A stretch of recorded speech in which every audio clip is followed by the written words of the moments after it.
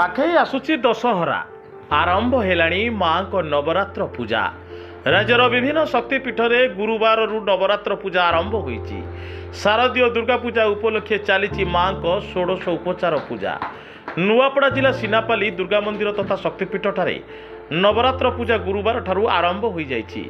एही दुर्गा मंदिर बहु पुरातन मंदिर होइतिबा बेले प्रत्येक वर्ष दुर्गा पूजा पालन समय 200 रु अधिक दीप जाली नवरात्र पूजा पालन होइतिबा बेले चलित वर्ष मध्य पालन होइछि। एही पूजा अवसर में मंदिर को साज सजा करा जाइछि।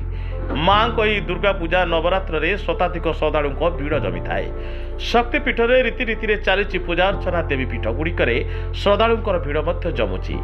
माँ को दर्शन कर आशीष नेउछंती श्रद्धालु माने। ए मंदिर को पूजा अर्चना करने पड़ोशी छत्तीसगढ़ रायपुर कलाहांडी नवरंगपुर समेत अनेक दूर दूरंतार लोके आसी मनस्कामना पूरण करुवा बेले मनस्कामना पूरण हेले पूजा विधि अनुसार दान पुण्य करिथांती। नुआपड़ा जिलूर मुख्य प्रतिनिधि ओम प्रकाश चौधरी रिपोर्ट साई सत्य न्यूज।